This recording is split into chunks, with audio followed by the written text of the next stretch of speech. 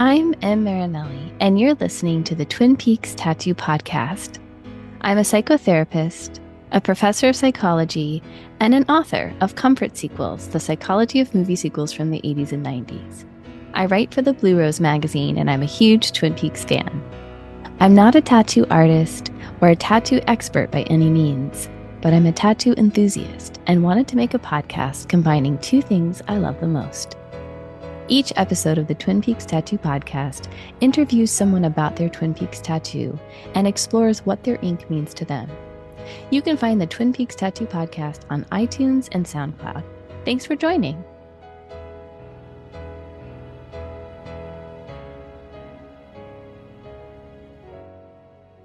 I always wanted to teach a class about psychology and Twin Peaks.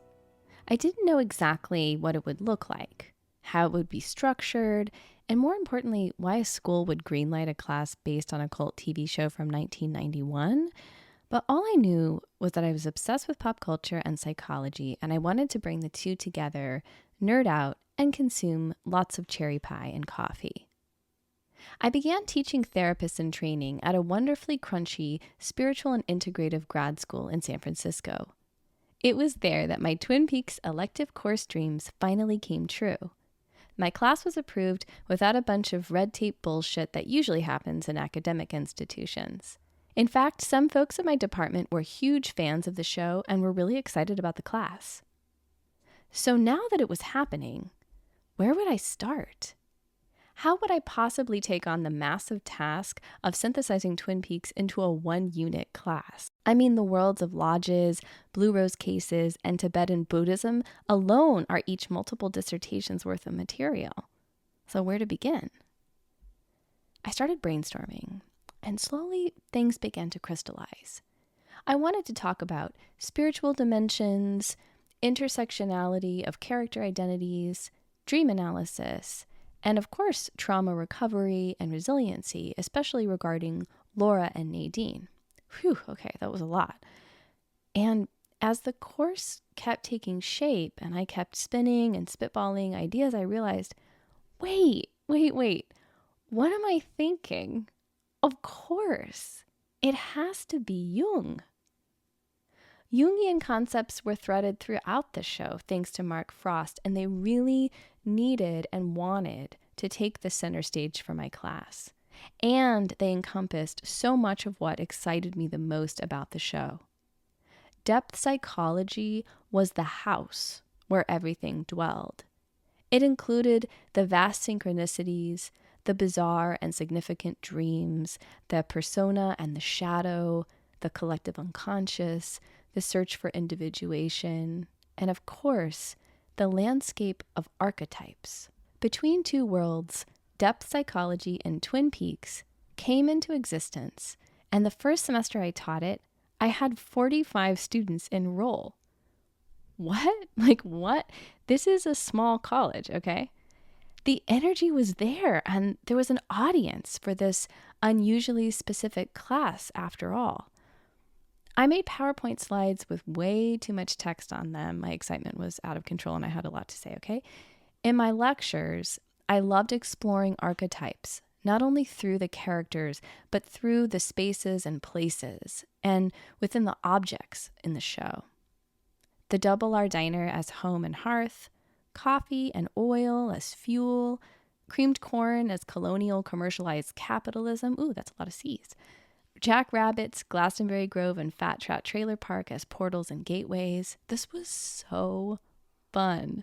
I couldn't believe I got paid to do this. In tarot, archetypes abound, but most often they're represented in the major arcana cards. Examples of these are the Lovers, the Emperor, the Empress, the Devil. Tarot is a practice of using archetypes to reveal unconscious patterns. To use tarot, you shuffle the deck, draw one or more cards from the deck, then invite a process of inquiry. What do these images and representations bring up for you? It's not so much about fortune telling or future casting, but really it's about unveiling what is already there in the psyche. In my class, I showed some images from the amazing The Magician Longs to See tarot deck from artist Benjamin Mackey. Cooper, as the magician, holds a fork in one hand, a dripping piece of cherry pie in the other, draped in a red cape fashioned from the curtains. Andy, as the fool with post-its all over him, looks up in the air as he is about to go over the cliff into the great unknown, a little owl cave symbol underneath him etched on the rock. My favorite card is Harold as the hermit, holding his plant and orchid, Laura's diary between his feet. I would later write about Harold as the hermit in the Blue Rose magazine, issue 17. His, as we know, is a complicated, messy, and beautiful soul. A historian, collector, he preserves and documents the world around him as a way to control what is otherwise too overwhelming. The Hermit card shows his imperfections and also his deep beauty. And that's what archetypes do. They show us our beauty and also our shadow parts. They connect us to the greater collective unconscious, to ancient wisdom, to a universality that is bigger than we realize. I've been teaching Between Two Worlds for 4 years now, and I can't believe what the students come up with each time I teach it. I learn so much from them, and I'm totally blown away by the carefulness and the consideration they take in examining a specific character, imagining them from a depth psychological lens, archetypes and all, and presenting them to the class as if they were their client and they were the therapist. All of the students use trans-inclusive feminist and trauma-based therapies as a foundation in working with the characters. One student imagined using dance therapy as a way to work with Audrey. Another centralized dream analysis and working with Laura. And someone actually dressed as Sarah and role-played doing a phone session with her therapist, smoking a cigarette, and yes, she used a yellow-corded rotary phone. Genius. This class is life-changing. I cry and laugh and feel into the transpersonal realm every semester. You would think that after having been a fan for all these years and now teaching a class on the show and hosting a podcast that maybe I might have nothing new to learn, that I've exhausted all things Twin Peaks, that I've thought it all through and I'm ready to move on into obsessing about some other cult show from the 90s. Wrong.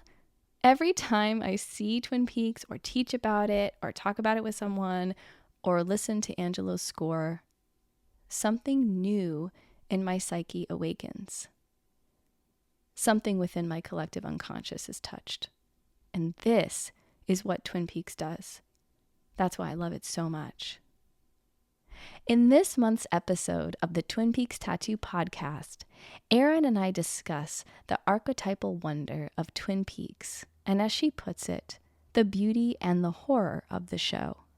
She talks about how and why The Return is her favorite David Lynch movie. Love this, and how the show in general taps into the collective unconscious so that every time we see it, we experience it in a new and different way.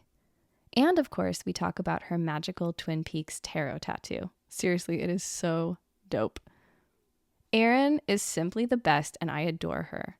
Special thanks for all her support during my Comfort Sequels book launch this year, and just in general for being so damn amazing. And shout out to our mutual chosen family, Nessa, who introduced us. Erin Skelly is a Florida Panhandle escapee weirdo witch living in Berkeley, California, and still adjusting to what it's like to live in community with other delightfully freaky weirdos all around. Nature, breath, body, sound, movement, and strange cinema are her spiritual practices. She is a freak for dancing and knitting and fucking worships the moon and also cats.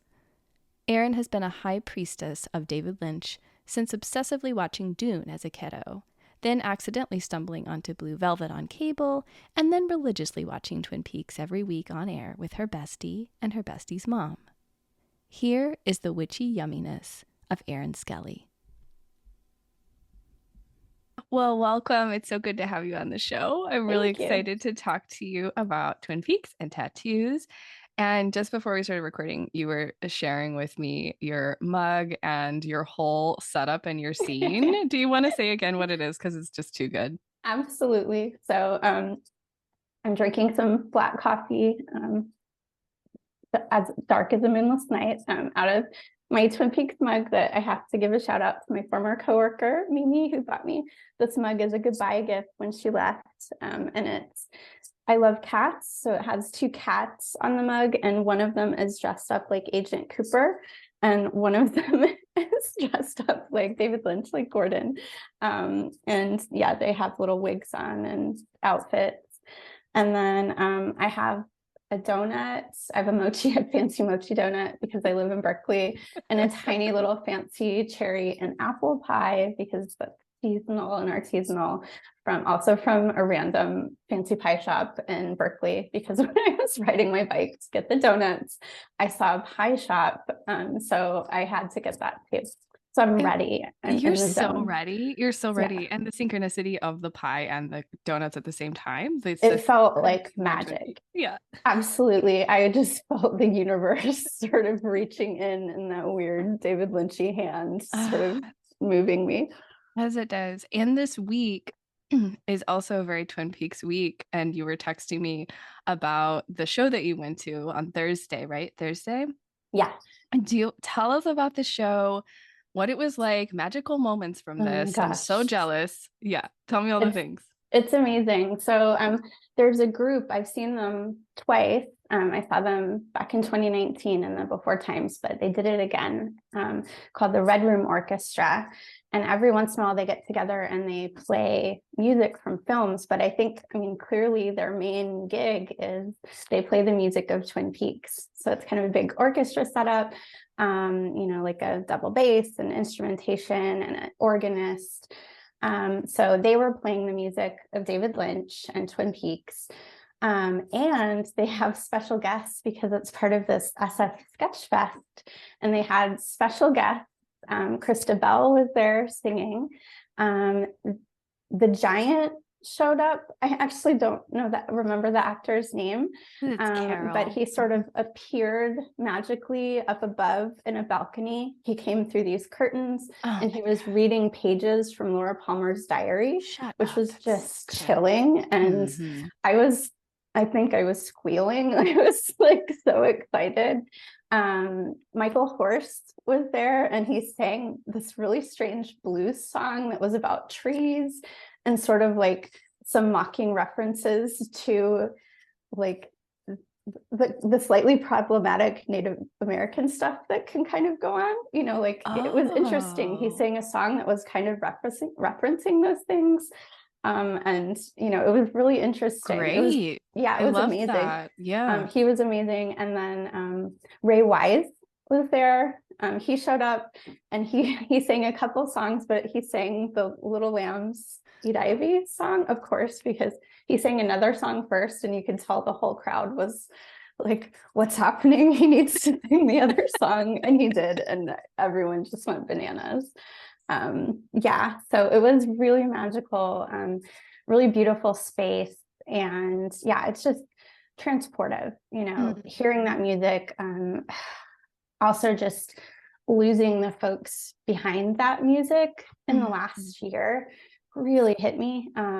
Julie Cruz and Angelo Badalamenti. So, I was getting weepy just listening to the music, and it was interesting. It was really beautiful. They're amazing musicians. Oh, sorry, Rebecca Del Rio was there too. I love her so much. And she sang Crying in Spanish, of course.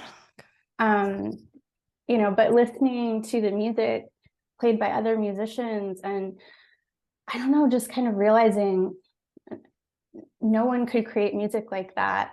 That's in that way, that we really lost something beautiful, and something magical that only these groups of people could create together, working with David Lynch and working with those musicians that just so fit together in such a magical way. So it was also taking me there too. And it felt very poignant to hear the music and get lost in it, but also come back and realize like, oh, the world is not the same, and that kind of strange feeling, which I think is part of the crux of that universe, of feeling kind of the sublime and the poignancy of the sublime all at once, kind of the beauty and the horror. So it was perfect. Oh, I love the way you said that, Erin. And also how special that you got to see it, in that particular space. Like there's something really like perfect about in the Great American Music Hall, the Mm-hmm. way, the energy of that space. And to be with people after like kind of in this whatever, not post pandemic, whatever place Mm-hmm. we're in, but to just be in community with other people who may be feeling some of what you described as well, fans or just whoever is just in the energy of what's Yeah. swirling in there, and like remembering and feeling and Mm-hmm. right, having the giant reading Laura's diary. Like I'm just feeling that whole scene. Like Mm-hmm. to be in community for that, that's just really, really special. Yeah, totally. And the community is part of what's so amazing, because I'm not used to being in a community of people that are like me about this thing. I have a few rando friends, that get it, but Yeah. being in a room full of weirdos like that, and you look around and they're all either ordinary or you're like, oh, that's a real weirdo. Like, there was somebody in a really weird outfit that I was like, what are you? It was super creepy. Like a Twin Peaks No, related he outfit. had the Oh. mask on from not Inland Empire, Lost Highway. Like the Mm-hmm. mask that, what's his name? The older creepy actor that killed his wife in Yeah. real life. That guy, he had the mask on that he had, and he was right next to me. And it was creepy mask, and he had a super weird outfit on. Sorry, guy. It was, and that was what he was bringing. I mean, he meant to be spooky. Um, he was like right next to me, and I was like, oh, creepy mask. Oh my gosh. I'm so glad you got to go. I'm so glad you were doing that. And the Yeah. community aspect is so important. I spent so many years feeling like I was one of three or something, like not knowing where my people were, like what it was. And then it was actually through like doing this podcast that I feel like I finally am starting to Oh, like wow. come into like finding people in a different way. Instead of like meeting friends and being like, let me introduce you to this show and I want to show you Mm-hmm. every single episode and watch how you react to it and how you respond to it. And then you'll Yeah. like it. And then we'll be really good friends. And then we'll bond over Twin Peaks. Instead of that, Yes. it's like, wait, let me just find the people who are already there and connect with Mm-hmm. them and then nerd out. And so I feel like that's what's Yeah. really nice, bringing out of the isolation part. How did you find Twin Peaks? How did Twin Peaks find you? Um, yeah, I was an original watcher. So back when the show came on TV, I was just looking up like the ages. I was 12 years old. It was on TV. My best friend, I'm an only child. My best friend, only child. We were besties since basically first grade. And she and her mom were watching it. And I was always at their house. So I started watching it too. Or so I watched it too. I watched it from the first episode, and we were just hooked. We loved it. Her mom was pretty young, so she was a bit, closer to our age. It's hard to say, but she was closer to our age than a lot of other moms were. And her husband worked like doing long fishing trips, so he would be gone a lot. So it was just the three of us often in the house, watching this show together, and we just watched it every week. We were so into it. We were just obsessed with it, constantly talking about it. And I moved in the last like year and a half, and I found all these, going through boxes like old notebooks from middle school. And I found we had a notebook that we used to pass notes back and forth in a friend group. And there were all these notes between me and my best friend, and it was all about Twin Peaks. Like we're just writing these Yeah. junior high notes, like about Bob and and about, I don't know, Leo and new shoes, and just like all, and you could see what season it was, depending on what we were talking about. Erin, I'm obsessed with everything that you're saying right now. I can't believe you have this you have this in writing. Like Yeah, from this yeah. time. It's documented. It's Yeah. documented. So that was my introduction. And we were pretty young. And I remember Lene, that's my friend, her mom took us to see Fire Walk with Me when it came out. And we were way too young for it. And it was like a late night show. And she didn't tell my dad. I didn't tell my parents because I wasn't allowed to see R-rated movies, but we all went with her. And I remember, like, I don't even really remember the movie from then. I think it almost just blanked out because there was so much that I just was not capable of processing, because the movie was so different than the show. You know, the show was made for television. Yeah. And the movie is just heavy and dense, and it's real David Lynch. Yeah. You know, absolutely. the show is more Lynch Frost, but Exactly. you know, it's like you're deep in it. And I remember we walked out and she turned and looked at us and she said, "Don't tell your parents I brought you to this." But you know, and yeah, so that's how I came into it. Was just kind of naturally, it was part of my world. And before that, I had an awareness of this sort of David Lynch universe because I was into Dune. I'm a sci-fi kid, and also Blue Velvet was just something that was around that I was very aware of. Like, I think my dad, we had HBO for a while, and he taped a lot of things. He's a movie guy. And that was one of the videotapes. Like, I remember seeing the writing on the VHS tape, that one of them was Blue Velvet. And kind of later, after I watched Twin Peaks and got into high school, then I just started kind of watching all the other films and stuff like that. And I'm obsessed with Kyle MacLachlan, of course. It's just, I want him to be my best friend. Yeah. That's really young to be a witness even to the show, much less than the prequel film. Do you have any, obviously it was it played an important role in your life. You're passing notes about it. It's with your best friend. Do you have any specific like memories from that time? I mean, I remember that we kind of fixated on, a lot of it was fixating on the mystery of it, who killed Laura Palmer, and that piece of it, because I think that aligned with our demographic, was that kind of layer of the show of being this soap opera, and kind of that, I don't know, I love that is what the show is, it's a masterpiece of these different things, of being this kind of take on a soap opera and that looking in on itself, the cozy small townness. So I remember that being really into like who killed Laura Palmer, and then the reveal, and just being blown away because it was nothing that I would ever have conceived of. And, I was a kid who grew up with lots of movies, lots of TV. I can see, I always know who did it. I'm not fun to watch movies with, because I like within 2 minutes, I don't say it, but internally I'm like, oh yeah, she did it or whatever. Me too. Yeah, so that, but I also just, imagery stuck with me, the iconic strangeness of the universe, like the trees and the owls, and that really, I kind of have this feeling of those making a lot of impressions on me.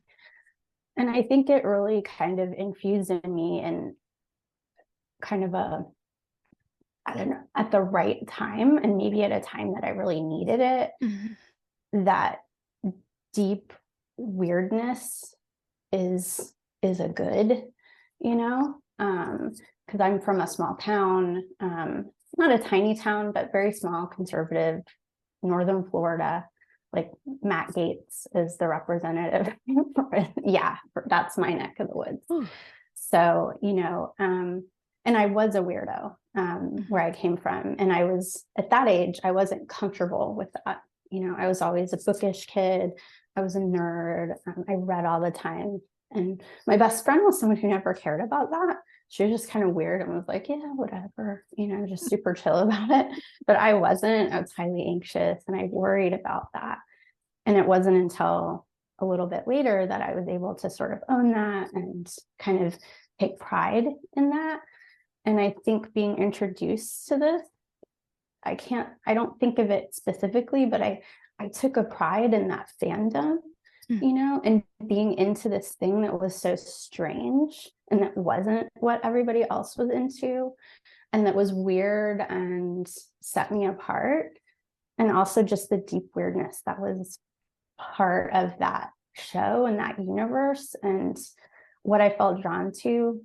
Yeah, I remember I felt really drawn to Audrey, and how strange she was. I mean, I thought she was really pretty, but also just how weird she was. Like, I remember watching her dance and that scene where she tells all the Norwegians about Laura Palmer's death, and she's just like dramatically kind of, telling her story. And I felt really connected to her in this way of, and I think it was that owning your weirdness, because Audrey was deeply weird, and not like the other girls and not troubled like Laura. She was just really bizarre. Yeah.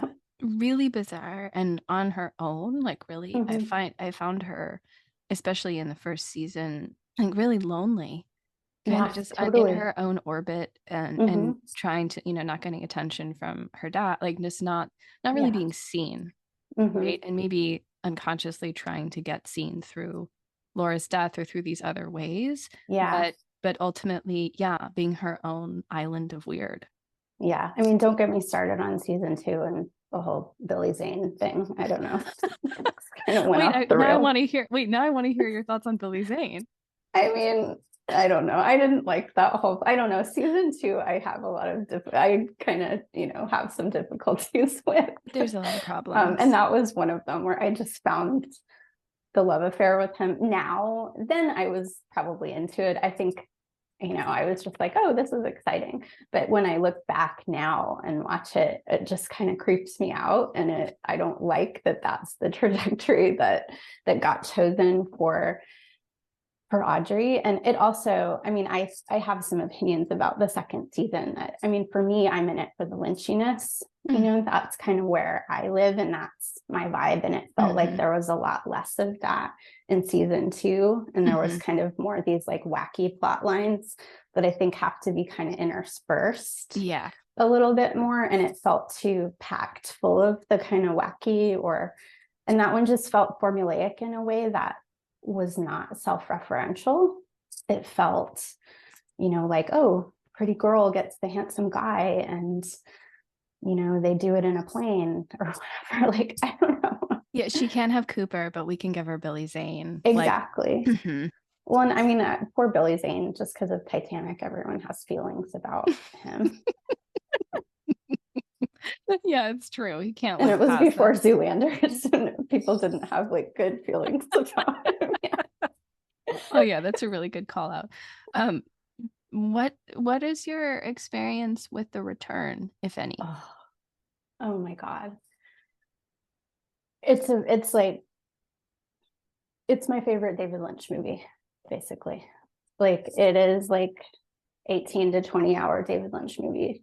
And it's what I it's what I wanted Mm. out of Twin Peaks. And it's like, to me, it was like, this is what happens when you have full control, you Mm. know? Yes. And it's one of the most, God, I have like goosebumps.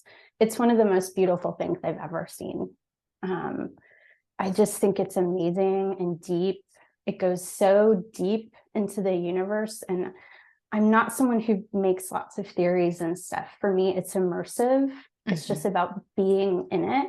Hmm. That's what experiencing his films are for me. It's just experiencing. Yeah. And that was just all of it, and bringing everyone back, the poignancy of the elderhood of the cast.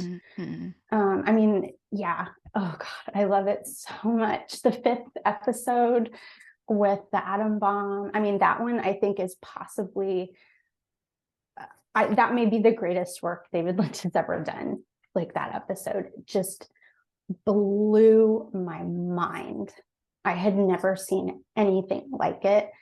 And I was like, I cannot believe this is television right Hmm. now. Hmm. I'm grateful for the world that we live in, that someone said, take some money and do whatever you want. And that's what happens when you give money to an artist like that, Yeah, exactly. Hmm. Yeah. So it's just, oh my God.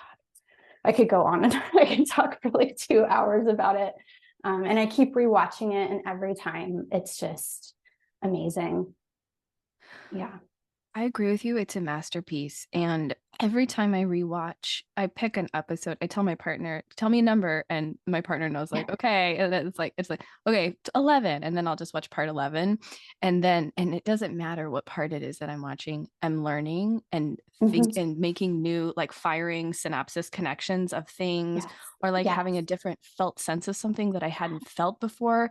Like, Yeah. what kind of art does that when you've seen it a gazillion times, when you've Yeah. witnessed experienced something a gazillion times? I feel Yeah. this way with the first season too, actually. Yeah. Me too. That Yeah. I feel something and think something different every time.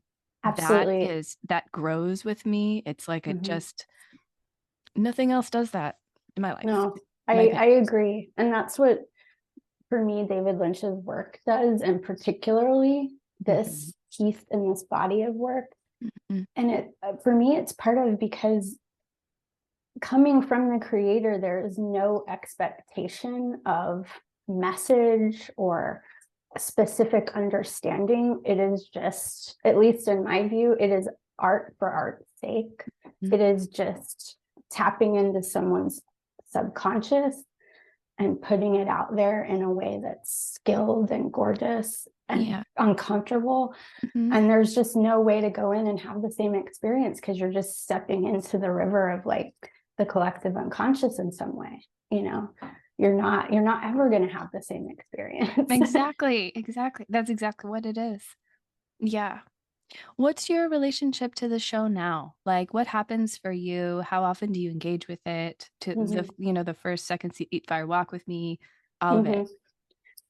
Mm-hmm. um let's see, I haven't rewatched the original series in a while. Well, I think we rewatched it before the return came out.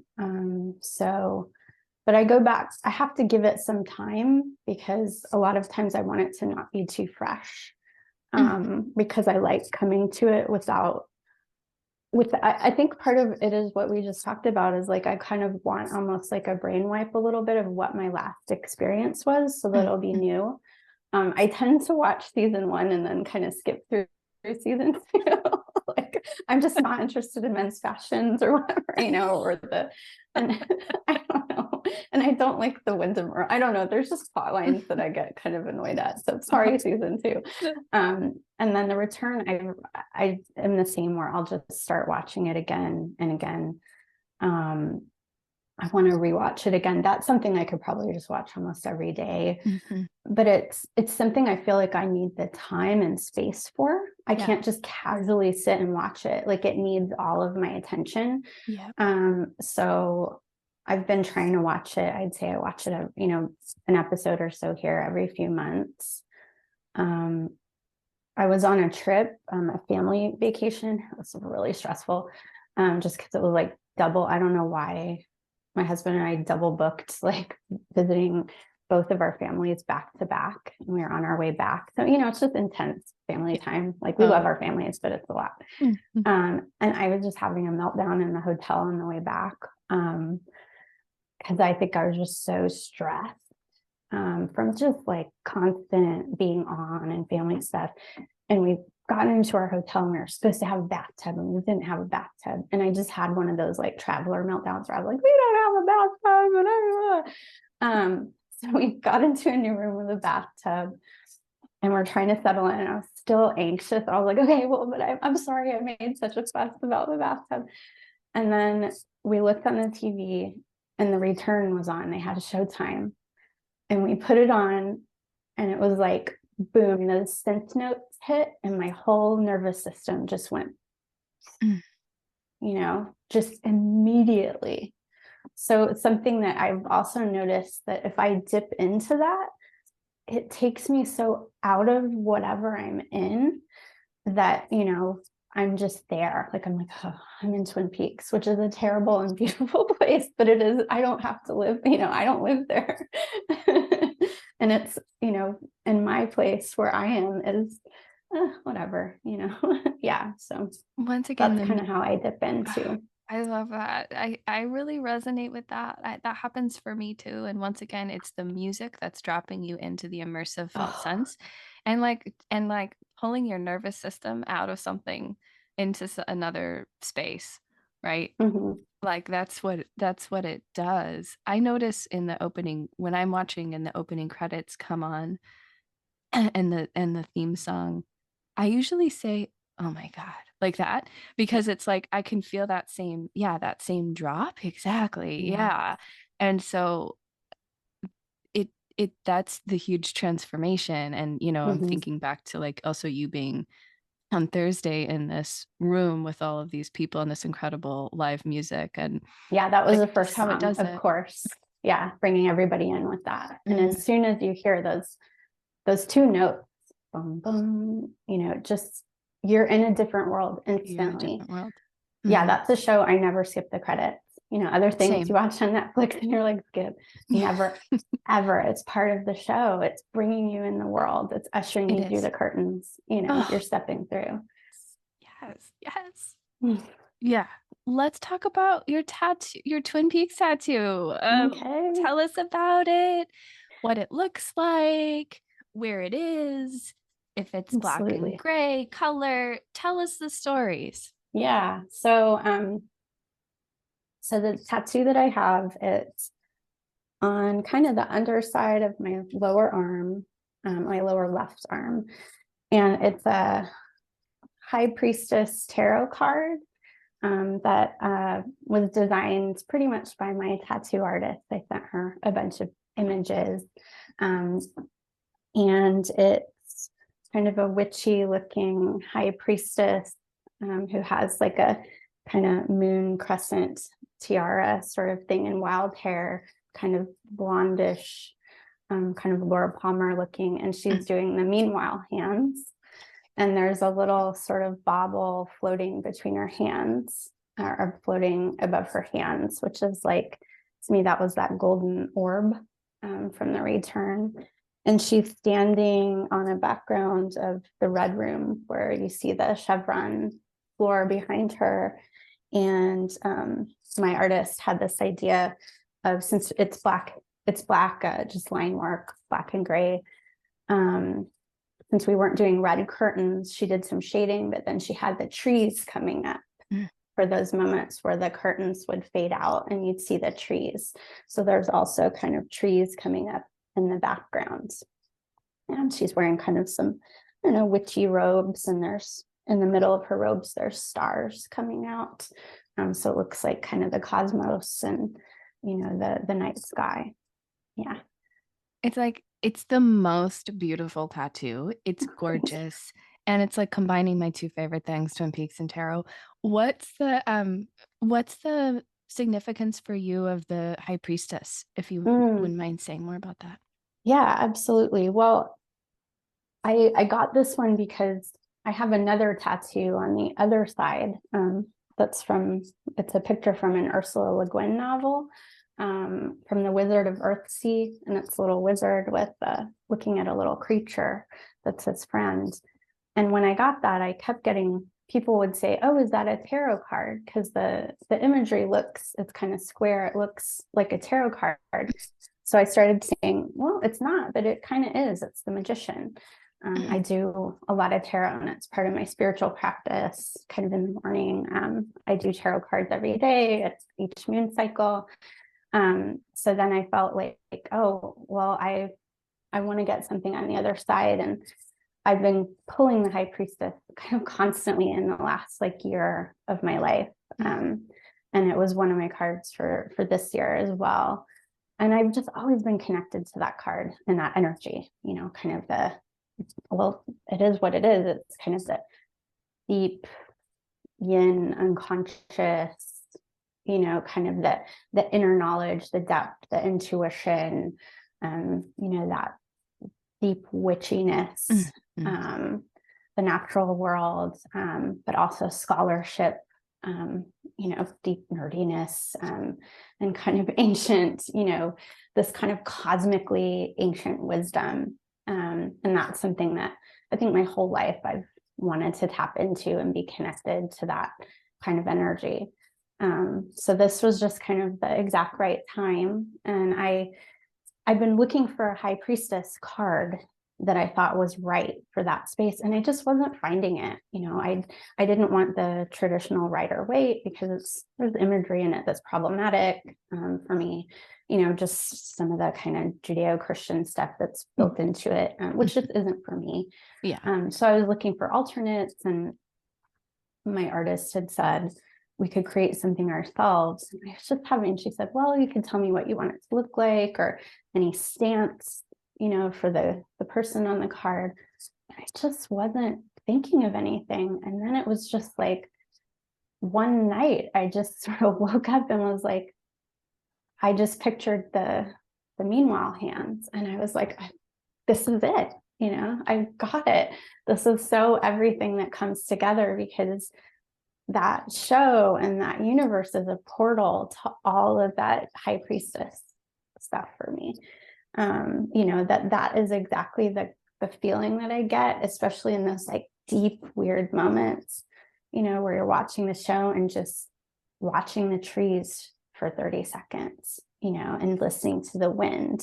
That's, all of that kind of Black Lodge energy where it's like, is it chaotic good? Is it chaotic bad? I don't know. It's just a space, that touches into something that we don't have knowledge of. So that's kind of how it came together for me and how that connects for me. So now, I've got kind of these two guides on my arms. I love it so much, and I love it so much more now.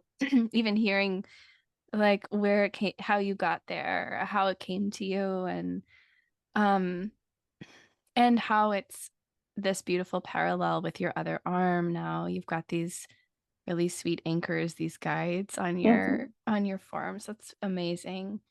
How does it feel to wear it? And how does it connect you now to the world? Yeah, well, it's new. So I don't That's have a right. lot of experience with it. I just got it a couple weeks ago. That's right. So it felt itchy. That's real. Yeah. Yeah. Um, yeah, I don't know. I think I'm still kind of easing into that. It does feel more balanced, just having those spaces filled. Um, it's interesting. I can't see it very well because when I go to look at it, it's upside down. Hmm. I have to kind of turn it around or look in the mirror. So it's one that I know it's there and I can kind of peek at it. And when I do, I feel really like weirdly proud and good, like and slightly embarrassed about that. I'm like, that's a cool tattoo. But it's definitely, it's hard to say you have a favorite tattoo, because they're part of your body and part of your Hmm. skin, which arm is your favorite. But it definitely just feels really right. It Hmm. feels good and right. And it feels cool to be connected to something for the rest of my life and have it on my skin that now I did the math like that I have loved for 33 years, my whole life. I never would have expected when I was 12 that I'd be doing a podcast from my house in Berkeley, California about having a Twin Peaks tattoo. I mean, Yeah. it's so strange in that this love has been there like for most of my life, Hmm. so that feels pretty amazing. And I also have a daily stress. David Lynch isn't doing his daily weather I report, and know. I'm really upset about it. Mhm. And I probably at least once a day worry that he's going to die. And it's like an anxiety thing where Mhm. my mind will drift there, and I'm like, well, it's going to happen, you know. And I'm like, well, I actually am really glad I have this tattoo Mm. before that moment comes, Mm.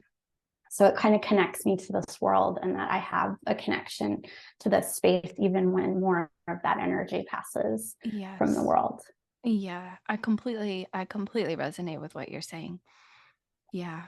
Hmm. Yeah.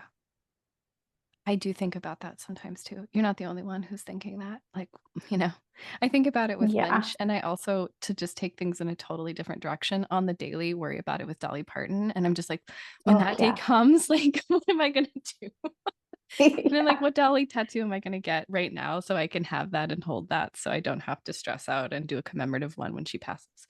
Yeah, my next two are David Bowie tattoos, which I Oh my haven't gosh. gotten Wait, to yet, tell me tell me about those. I'm gonna get a black star on my lower upper wrist and then a lightning bolt with like a star field inside. If we can figure out how to do the star field inside, I have a skinny wrist, so it may just be a black lightning bolt.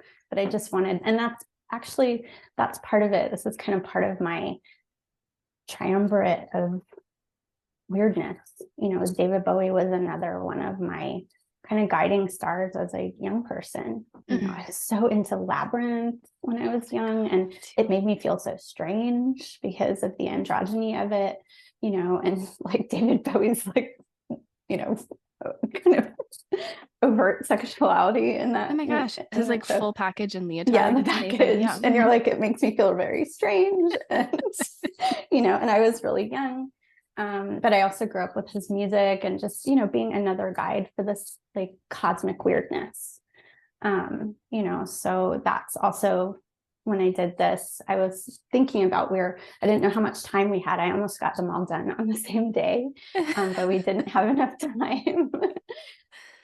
You'll go back and get that. And it looks like you have some other really amazing. Is there any other you want to share about your ink I'm seeing? Oh, I don't know. I mean, it would take too long to go into all of the stories.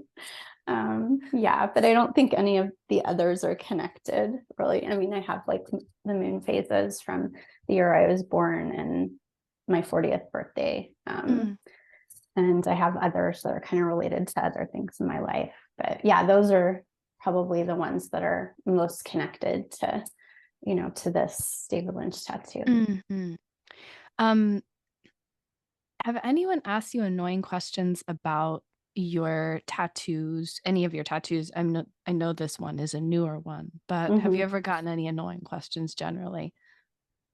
Usually, the only one, and it actually prompted me to do something, was people constantly mistaking that wizard tattoo for a tarot card, which at first I was like, no, it's not a tarot card. And then it really got in my head, and I actually used that to inspire me for the other one, and to really actually view it differently and say, actually, it is a tarot card, or maybe it's not a tarot card, but it is this archetype. Um, I get a lot of comments on my moon tattoos.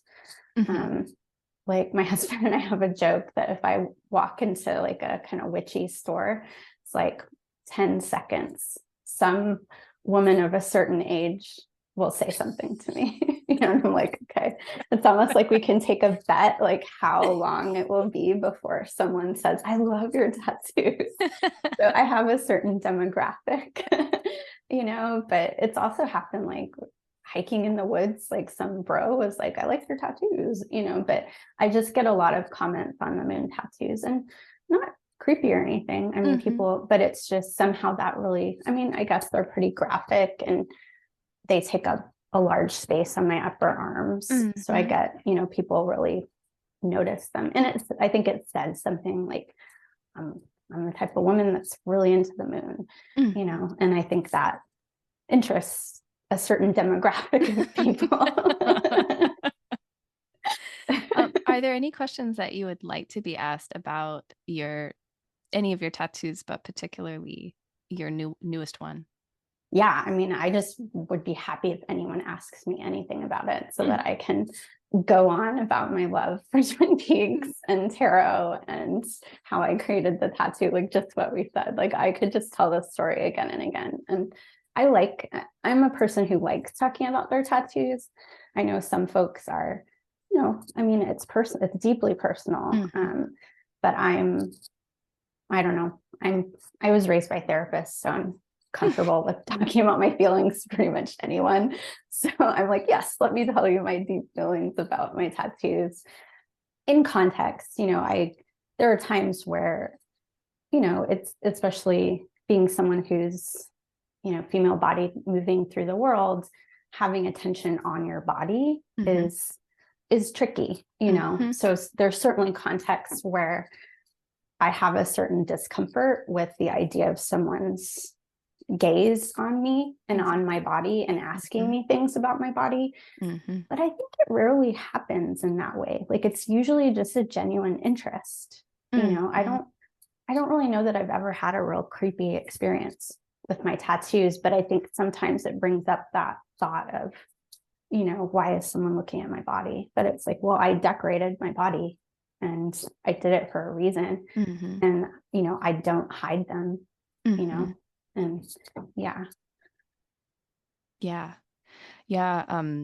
I'm noticing I've been visiting in the South a lot, visiting family in the South, and it's amazing because when I'm in California, I rarely get like people don't always look twice, aren't really like, it's like so normalized Get to a bunch be of moon inked. tattoos.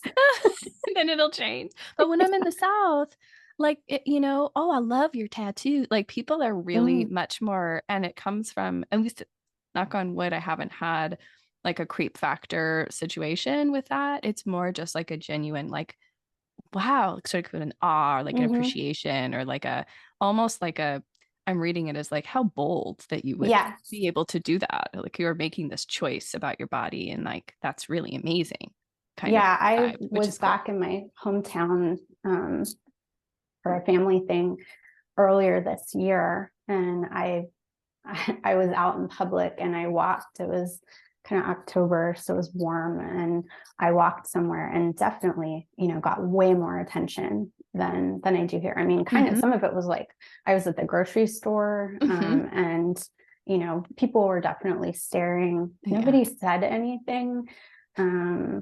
Probably if I would have been out and about a little bit more. I got COVID when I was there because I went to Florida. Yeah. So, but yeah, it's definitely kind of more of a like, whoa, you know, it's not common where I come from for people to have that many tattoos. And I don't have massive amounts, but for, you know, for a woman to have like female their arms identified. pretty Exactly. Yeah, I have the same. Yeah, I'm vibing that. Are there any Twin Peaks tattoos in your future? I think so. Yeah, it's I had a dream a while back about an owl, and I want to get this owl tattoo, but I'm not sure about the placement. I've been trying to figure it out, but pretty much the image of the owl was, I mean, because it's so embedded in my consciousness, like an owl from Twin Peaks, like the owl flying at the camera. There's that image a lot where it's kind of full frontal of the owl in flight. So I want to get that one, but I'm not sure when. And owls have been important to me for a long time, and that's also a huge connection for me to the Twin Peaks universe. And the owls are not what they seem is possibly one of my favorite phrases in the entire universe. So yeah, that'll be my next one, or my next Twin Peaks tattoo, not my next tattoo. Yeah, you got David Bowie on the docket next. Yeah, I got to do see that. what happens. Which is also loosely Lynch universe related. Philip Jeffries. Yeah, that's true. Totally. Sometimes I forget that he was in the show because it was weird. Like, for once, I wasn't just seeing David Bowie. You know, like the show is so powerful that when I watch it, he's Philip Jeffries and not David Bowie, you know, and I think that's pretty amazing. And it's because he just fit in. He just fit in and was perfect in that role. It's so bizarre. It's so weird, and it is perfect. Yeah. Is there a character that you would love to see have a tattoo in Twin Peaks? And what tattoo would that be? I don't know. Character with a tattoo. Cooper would not have a tattoo. Not on brand. I think I'd like Gordon to have a tattoo. Oh yeah. What? Yeah, I don't know. Okay. Yeah, maybe. What would he have a tattoo of? Probably coffee. Coffee? Uh-huh. Yeah. Or I don't know. No, actually, it would be the mushroom cloud. Oh, yeah. The mushroom cloud, like from above the desk. Mm-hmm. And because there's that portrait. Mm-hmm. Yeah.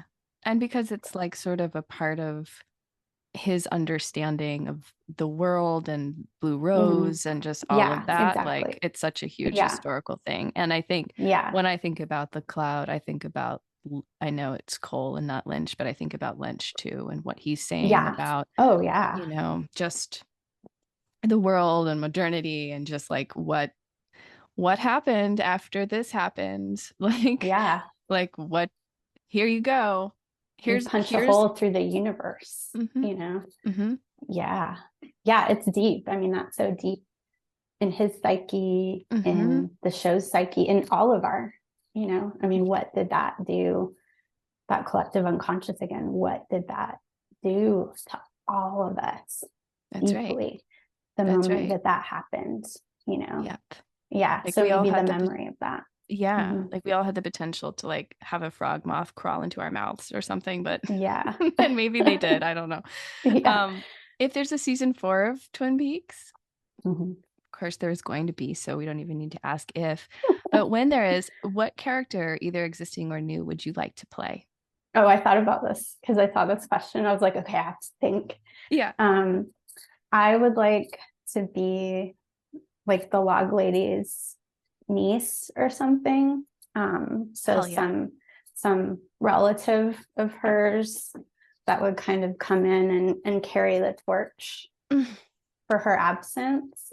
And maybe Deputy Hawk is like my godparent or something. Oh my gosh. Yeah, Hawk is your godparent. Yeah. Because I love that was one of the parts of the return that I loved their phone calls together. I just watch it and every time I want to I cry. was like, I'm crying right now So just sweet thinking because about it's so it. real I too. I mean, that know. is a real conversation that they're having, telling each other goodbye. Oh, yeah. And she's like So, actually going to pass like really soon after this is yeah. being filmed. And I mean, she's visibly dying, and what a beautiful way to have that go and to be able to like have your goodbyes kept. So yeah, that's who I would like to be because I love her so much. I love her so Yeah. much too. And as her niece, would you also have connection to logs and be kind of a translator and a seer and a messenger? Yeah, High You would Priestess. carry a high Yeah. priestess. I think there is a Twin Yes. Peaks tarot deck and she is the High Priestess Oh, is in that she? deck. Yeah. Oh, okay. That's right. Yeah. That's right. Yeah. Yeah. God, I'd love to Yeah, get for my hands on sure. I that don't deck. know what form of log I would have. I don't think it would be the same one because she and the Mhm. log were connected. It's special So I'd then. have some kind of form, something wood for sure, but I don't know what it would be. I'd have to discover it, Mm, maybe mm, walking in the woods or something, mm, discovering it or something. But maybe that could be part of the show, of her finding her own log or her own kind of wooden connection. Or maybe a tree. Maybe it might just be a tree. Actually, I like that. That would be more me. That it would be a living tree that you didn't carry around, but to kind of touch and connect mm, with that particular tree. mm. Because then you're not taking it with you. You're just connecting to it as it is and Yeah. and having energy with it as it's Yeah. standing. Or maybe I could carry an acorn or something, Mm-hmm. that would Mm-hmm. kind of remind me or be a talisman. But then Mm-hmm. I think I'd like the idea of reconnecting with the living, Mm, that you have an opportunity to have that living spirit. mm. Gorgeous. Gorgeous. Yay. And it's all coming back to tarot. It's all coming back to energy and spirit. It's wonderful. Yeah. Um, I'm realizing I didn't ask you earlier about your tattoo artist and that. Do you mind sharing that just as we're like wrapping up here? Yeah, absolutely. So my artist is Gaitha. She's at Sacred Rose Tattoo in Berkeley. And she also tattoos out of Sea of Light in Hawaii. And she basically designed my tattoo. I sent her a bunch of images, and she just kind of put it together. And she's also a Twin Peaks fan. So Is as she she? was, yeah, that's how she was able to do this, because she's a fan. Oh my And God. as she was tattooing me, like she was making Twin Peaks jokes, because what was it? I was telling her about when she started, it's on the back of my arm and she was turning it. And I said, my elbows are double jointed, they hyperextend. So it might look like it's going to be too uncomfortable for me, but it's actually okay. And then she looked at me and she said, so what you're saying is sometimes your arms bend back? That was right as we started. So we had to stop because I was laughing so hard. And then as she started on the tattoo, and I had that moment where it happens with every tattoo where you think you know what it's going to feel like, and then it happens and you're like, oh, that's what it feels like. And I was expressing that to her, and then she said, it's happening again.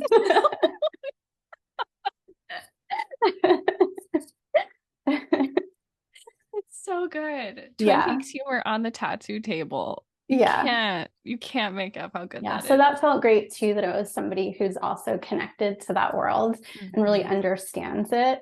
It wasn't just someone who's putting an image. So that was part of the craft of choosing the imagery. The idea of the trees was totally her idea. I didn't even come up with that. So she was really bringing her artistry and her ideas to the tattoo. So she's amazing. She's at Gaitha on Instagram. Erin, thank you so much. How can people find you and anything that you want to promote? I don't have any promote. I have like no social media presence. I'm old school. I'm very Gen X. Good for you. If people Google me, they're just gonna find where I work, which is totally unrelated. Or there's apparently a basketball player with my name who Oh, is perfect. definitely not me. Yeah. I'm like 5 feet tall, so it's not me. So yeah, I have nothing to promote. Occasionally I teach yoga, but yeah, I don't have any presence. That's not my deal. Good for you. But yeah, if anyone's Refreshing. interested in connecting, they can email you. Okay, that sounds like a good plan. Aw. Erin, thank you so much for sharing everything that you shared and your ink with us and your stories and the magic and the spirit and the tarot. Yeah, thank you. Thanks for having me. I'm so excited. I could just talk for 5 hours about this stuff. Thanks for listening to the Twin Peaks Tattoo Podcast. Rate and review us on iTunes and follow me on Instagram at @emsmarinelli.